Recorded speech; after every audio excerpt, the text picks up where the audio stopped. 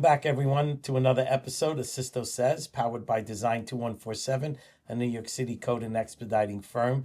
Today, I have a longtime friend who I haven't seen in a long time, Angel Ayón from AYON Studios. AYON Studio.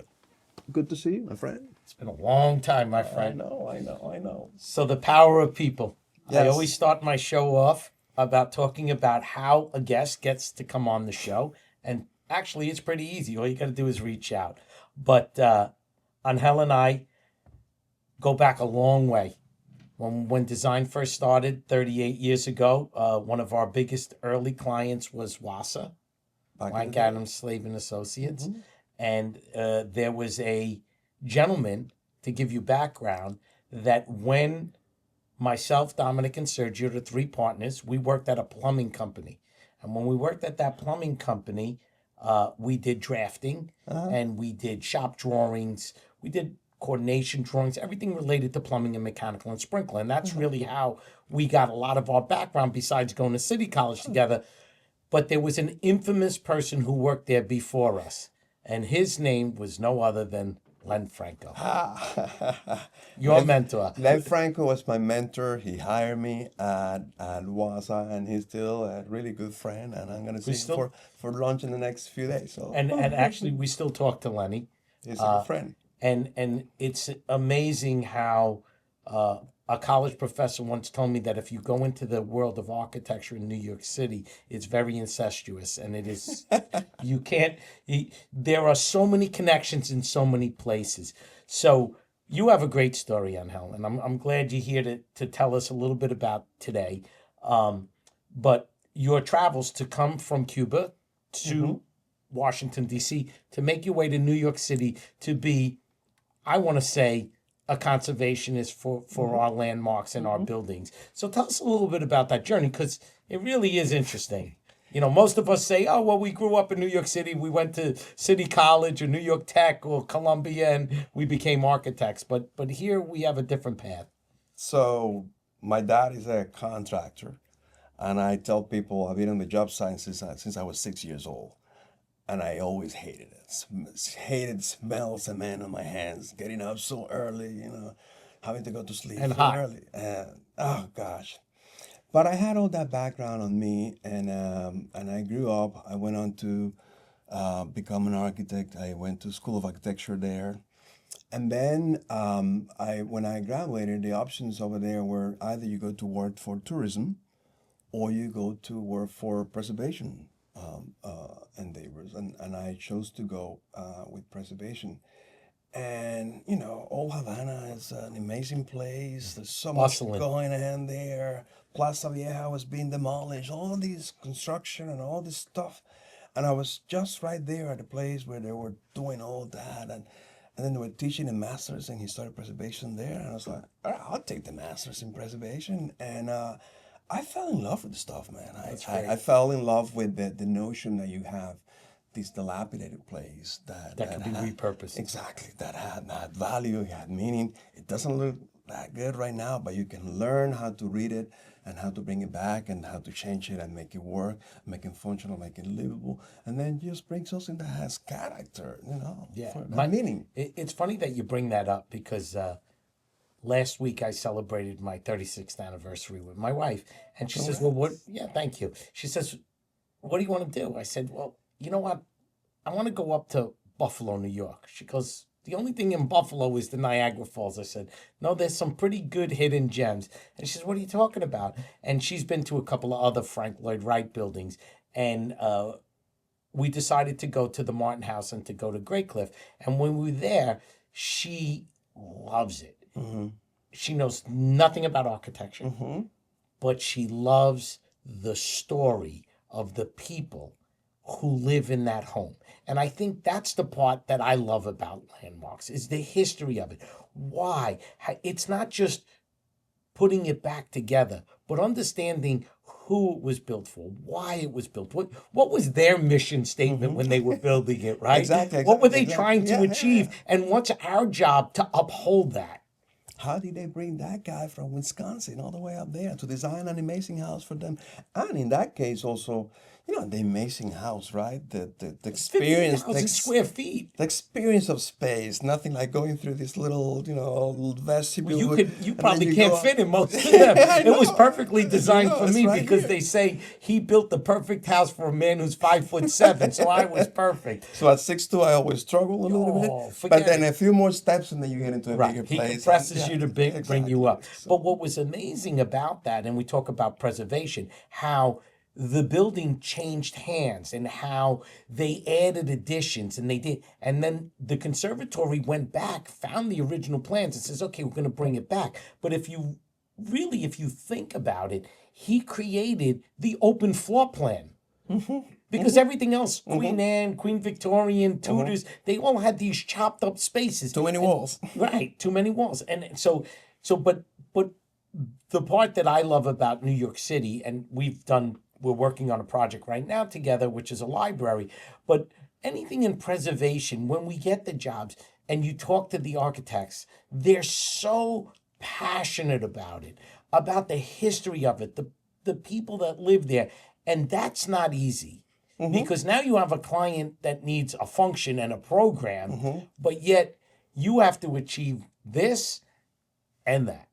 And then they have a budget, Right. and then they want it to be lead, and then we're like, okay, what do we do here? And there's a lot of design ideas.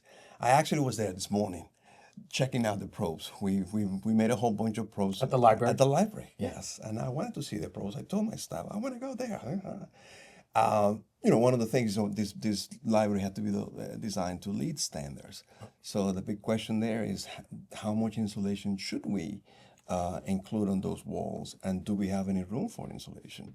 And I wanted to know, because I've seen all the renovation on some of the plans, and I had the question as to what's behind the walls, what's behind the plaster finish. And it's fun. You bring out a great point that, a lot of the DTC projects, and this is no knock. I'm always appreciative of every dollar that the city gives back to the children, especially in libraries. We've done a lot of libraries. We've done them at Columbia. We did it at Kingsborough Community College. Very famous libraries. And over the years, materials have changed, budgets change. So sometimes you go, one side has like, oh my God, this is great. And then you go to the other side of the building and you're like, oh my God, this has nothing. like what happened here? But that's the evolution of, unfortunately, city funded projects. Sometimes they need it, but they don't have the money to do it maybe to the T. Yeah, and then what's is really cool that I'm there and I'm explaining to the staff. Okay, well, all the on the lower levels, most of those walls they have 3-coat platinum wood lath. That's probably the original 1928 interior wall finish. But what I'm seeing on the upper levels on the second floor, that is a 3-coat platinum metal lath. That's going to be a little bit later, and that's going to become because that Right. It's starting to tell the story. and then now I'm looking at the ceiling probe, and I was like, well, if you look closely, you'll see the wood joist, you'll see the primary framing, and you see the gulf of the old wood lath that was removed. Yeah, Because right. remember, we saw the drawings from 1968 when they put HVAC on this building. This building original didn't have air had conditioner, HVAC. right? So, and now we see the ductwork and all of that. So they demo all the ceiling, remove all of that, and then you can see the ghost steel there, put it all back in plaster with galvanized steel mesh and so on. And so the more you dig into the building, the more tells the story. you understand what are you looking at, what's going on here, what happened. You confirm what happened on all these drawings that we spend time looking at it. And I just find that part fascinating, just to be able to read through the history and then learn from the building and figure out how to bring it back. It's just The thing that always amazes me about landmarks is I always try to think of the craftsman. Like, you look at that, some of the, people walk around New York City and they're in a rush. I'm never in a rush. I'm always walking around looking, and sometimes I walk past something and I go, oh, who designed that? And then 3 buildings later, you're like, oh my God, look at this brickwork. This is amazing. Like, how did they draw it? How did they detail it? Who was the lead person who watched hundreds of men lay this brick to this, to that precise scale. It's just that level of quality. And we were talking about that this morning, because then I said, oh my goodness, we only have like 2.5 inches from the inboard side of the wall to the plaster finish. We had no room for insulation. Right. So that means that we had to remove all those plaster finishes probably. And then there's all this millwork.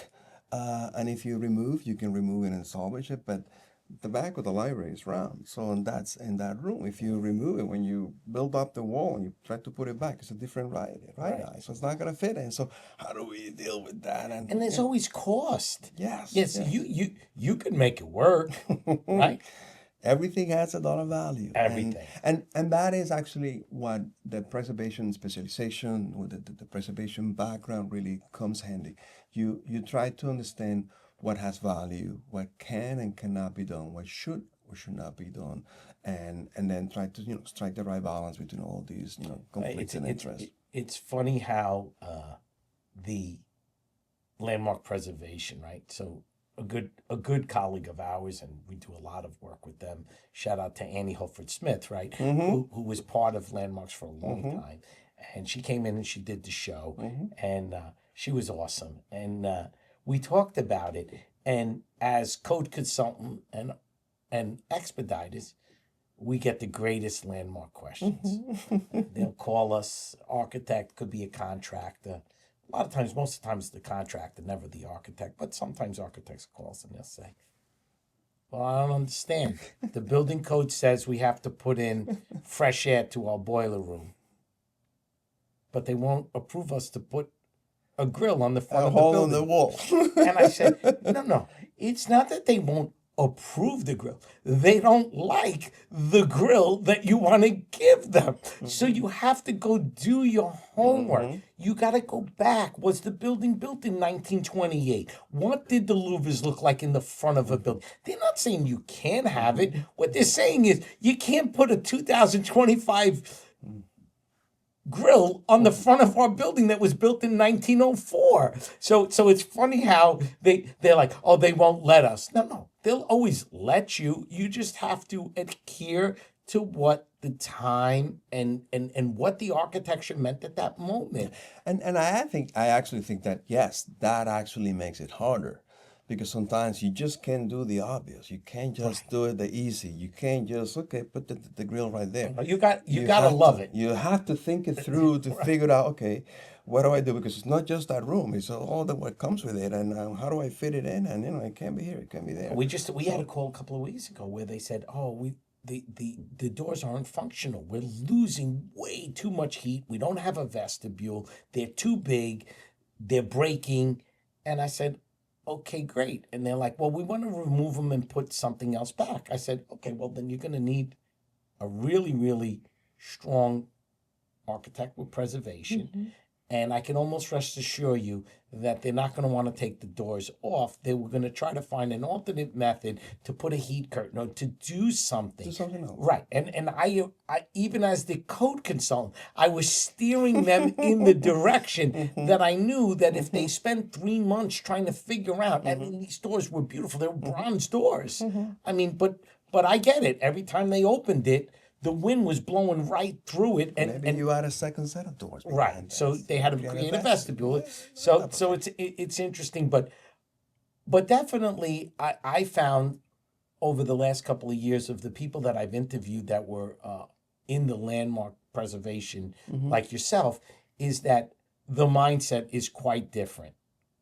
It's quite different. It's methodical, and everyone I've ever interviewed loves what they do. They love it. You gotta love it, man. You gotta love it. You gotta love it to stand in front of a commission with 11 people who are gonna grill you, and they're gonna tell you, "Can you do this and that?" And then your client, on the other hand, "Hey, come on, man, I want this." But I think you gotta love it. I think that's what makes New York City so special. I think so, and also, I was somebody said something. Morris at Jamie, he does a lot of work for new buildings and historic buildings and so on. And a few months ago, I was at an event where the former chair was leaving, and it was a little, get together. For landmarks. Yes, Yeah. yes. And a few people said a few words, and Maury said something like that. He said something like, I present a lot of work here. I've done that over the years, but you guys always, you always have comments, but I have to acknowledge that what we do is always better because of your input. And I was like, actually, man, you're right. This is Well, exactly what yeah, this and preservation stuff is about. there's a saying that I once learned from a mentor of mine is never get emotionally attached to the comment. Because the minute you're emotionally attached, then you're in trouble. Yeah. So if you're not emotionally attached, you can take anyone's comment, anyone's objective view, and say, well, maybe they have a point. What am I missing?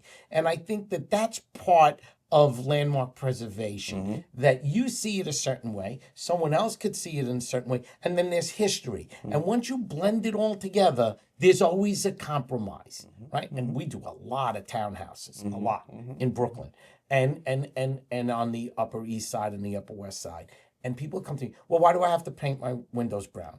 Because everybody else on the block has them brown. You could maybe change some other things, but you're gonna need a black door and black trim or brown. And these are the colors you could use. Yeah, but I bought the building like this. Okay, so the other gentleman or woman didn't paint the house properly, doesn't give you the right to maintain it. So there's a lot of obvious things that we see, but there's a lot of other things that are so intricate. Where does my Siamese go? Where does the louver go? What kind of gate do I want? What kind of doorknob do I? And you wouldn't think that there's that much of it is.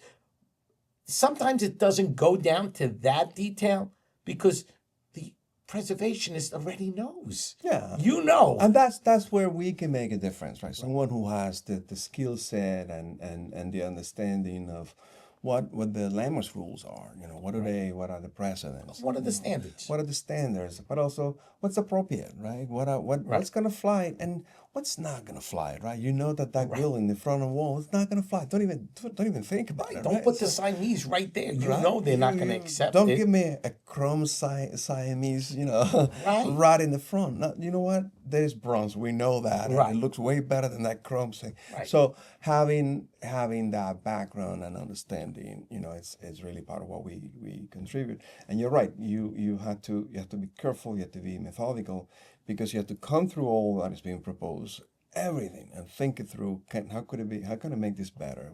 Is that the right spot? Is that the right material, the right finish? How can I change this? What are they gonna tell me? What are they? Right. And what is your client going to tell you? Exactly. But one of the things that's probably overlooked in this entire conversation so far is, and I'm gonna lay it on you a little thick now, is your responsibility to pass that on to your staff. Your passion for it is the success of the next generation of landmark. And that, I say that here, and I'm sure we do it and we don't even know we're doing it, but we have a responsibility. And that responsibility for you is the same way Lenny Franco took you under your his wings. You're taking the next generation of architects and preservationists and conservationists to say, hey, I accept that role, and what I love and what I do, I'm going to pass this on to the next group. And in today's generation, that's not easy. Everybody wants something new. Everybody wants something shiny, No, you're absolutely right. I mean, for me, yes. First and foremost, it's pay forward. Right. I'm not here because I'm great and because I'm super intelligent or because I'm super capable. I'm here because I put up my time and I made my effort and I pay attention, and I've been super lucky to have the mentorship of so many people like Lenny and many others, Pam, who was also at that office, Pam Jerome, and many others back to Cuba who really spend the time and care in training me, in teaching me, and making me a better professional. And I try to do that with the staff. And yes, and I also do it because what you said, because I also know that we have the responsibility to my clients and to myself and to the business to get it right, So Of course. for me, there's nothing like going there this morning to just understand what the pros are and explain to everyone what are we looking at so we're all on the same page. Correct. And nobody's gonna say a word that is just not going to be accurate and clear and really, clear depiction of what we're dealing with and the issues, and more importantly, to figure out how do we move forward. What does it really mean? What are we making progress in this building? It's just to really inform the conversation about what comes next. Do we need to insulate those walls? Does it really mean that we have to remove all this 1920s What plastic other finish? options are available? What do we do? What do we do? Is this the only way to do it? Can we get a LEED building in the 1920? Can we turn a 1928 building into a LEED rated facility, LEED platinum, right? Without insulating those walls? Probably not. And then how do we do it? How do And we having the options and having the right, because it's easy if it was just okay, just do this and we're done. In this particular case, it creates and it's probably someone who walks by that building that doesn't know would say, okay, big deal, right? Yeah, yeah. Right, Yeah. but they No, know, we the world knows. And also, the job is not about, at least from a preservation perspective, the job is not about making a grand statement, right? Right. It's about getting it right, doing the right thing, and being careful about it, being meticulous about it, being detailed about it, and then leaving behind something that when people come back to the building, they feel like, oh, actually, This was a great experience. This looks really nice. I like it. I like it. I don't know what's going on. Maybe it's a little bit warmer. Maybe the windows, were better. The acoustically sounds better. The lighting is better. All the things, and that's the job. That's the job. We take all these assets have been granted to us, and we have that responsibility to, bring them forward to the next generation. So we're lucky to be able to do that. Absolutely. So not only are you an architect, not only did you get mentored by probably someone who mentored me for a long time, Lenny Franco, but then you went on to write a book. So today we're going to talk a little bit about it for a few minutes. The name of the book is called Reglazing Modernism. So I'm always intrigued because my children always say to me, Dad, you should write a book about something, whether it's your travels, whether it's about your Fran, who's the producer from Why Not You Media, always says to me, Sister, we want to get you on the camera for you to tell us about the things you thought you did well in business, the mistakes you made in business, your greatest achievements, your lows. And so to me, undertaking a book and being able to say to the world, hey, I'm ready to tell my story. So tell us a little bit about the book. Tell us how it inspired you to do it. Yeah. Well, first, I want to see that movie because I want to learn from what you had to say, and I think it's going to be great. This book is a labor of love. It all came out of a job. When I was working with Len and Pamela, we were the architects for the restoration of the Guggenheim Museum. Yeah. And I was the project architect. And I had the privilege of, documenting that building, doing the preservation stuff, understanding what was going on, understanding it, how it was all put together, really understanding what the materials were, and changing this and changing that. You may recall all those drawings that we prepared with the cracks in the facade, and working with Silman and ICR and all the assessment and understanding, how do we deal with the concrete and so on. But there was one scope that we were able to develop by ourselves, and I worked with Lenny very closely on this, that had to do with the windows and the skylines. And, the museum has the big rotunda space, and then it has the little three-story wing called the Monitor. That's how Fran Lloyd Wright called it originally, and it's known today as the Townhouse or Galleries. And those are all original steel frame windows, not thermally broken. Which is Frank Lloyd Wright's claim to fame. Beautiful design with the scallops and so on. And as you can imagine, as the building went from the original construction to meet international museum studies standards, now you're pumping, highly humidified air to try to maintain 50 degrees and 70 Fahrenheit and 50 degree relative humidity.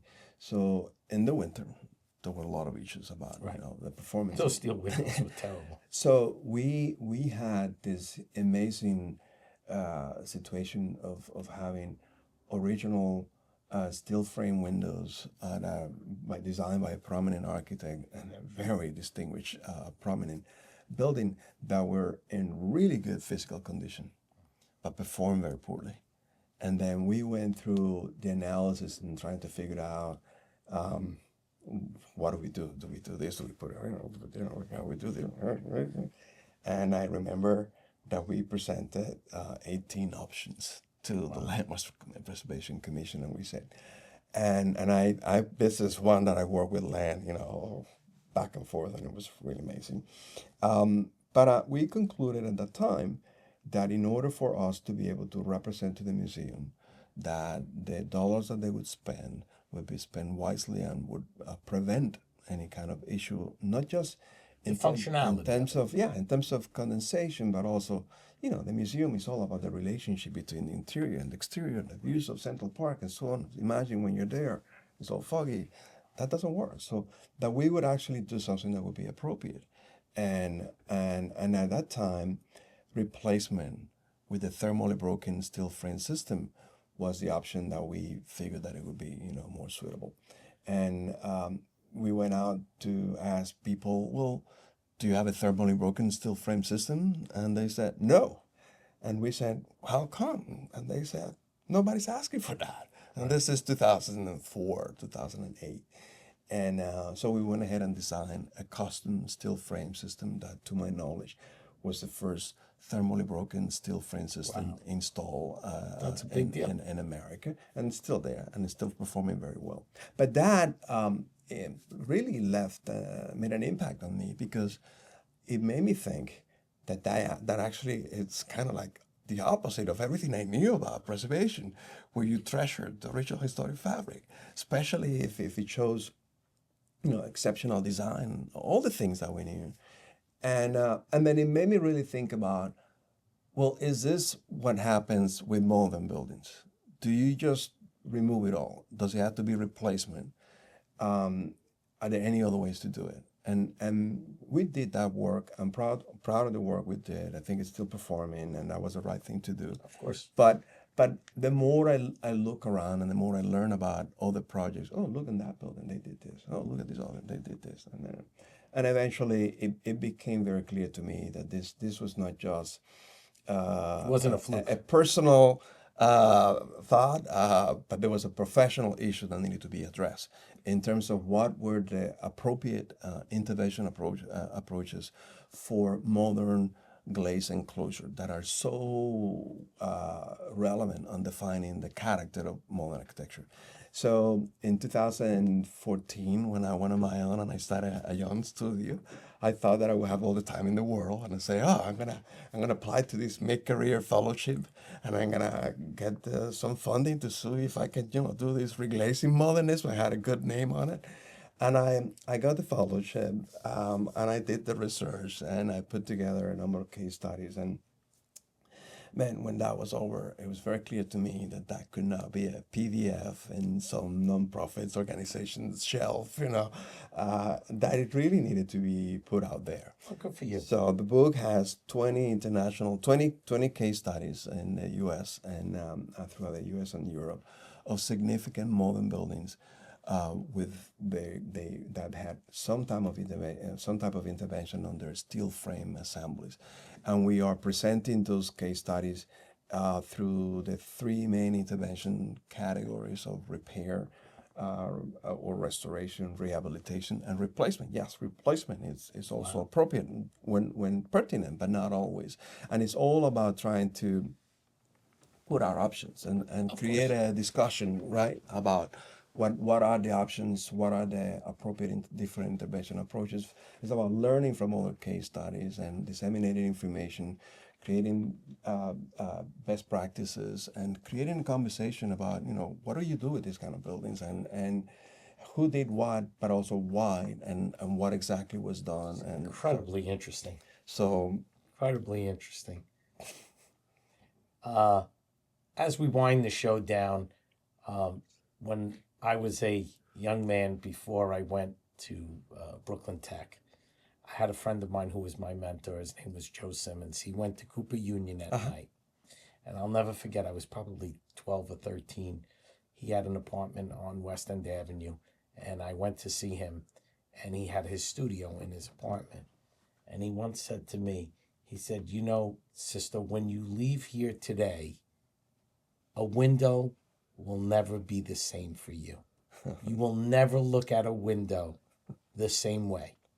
And it was so profound at like 13 years old. I didn't get it. Because I told him I wanted to be an architect. And he goes, it's not there just to open it to let air in.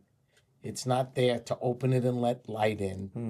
Let air out. It's not there just for you to look out, but it has a purpose. And I always remember that. And here you are years later, right? Case studies of going back and trying to understand the purpose of that window and creating a book about it. I mean, it's for whatever that reason was, the view, the this, the that, whatever it is, this, and you know, that's one of the things that always amazes me about Frank Lloyd Wright, that back in 1920, in 1905, 1910, he had this vision and he didn't care what other people thought. He didn't care about anything. He was about his vision, his thoughts, and his, and I use the word loosely, his craziness, because he was definitely a madman when it came to shapes and just the way he thought of everything. But here we are, and you wrote a whole book about glazing, and that's incredible. So I will say, I'm sure there were other guests that were on this show that wrote a book, but it was never publicized. So congratulations to being our first guest. Thank you. We look forward to seeing your next book, which I hear is in the works. And Angel, this was great. This was absolutely great. I love to talk about conserving our buildings and taking on the responsibility of passing that on to the next generation of architects. And someday, I will guarantee you will be part of the Landmark family. As somewhere on that in that group, you're going to be there and helping preserve all our great icons that we have here in New York City. Appreciate you coming in, taking the time out. It's been a pleasure. Thank you for having me. Great to see you.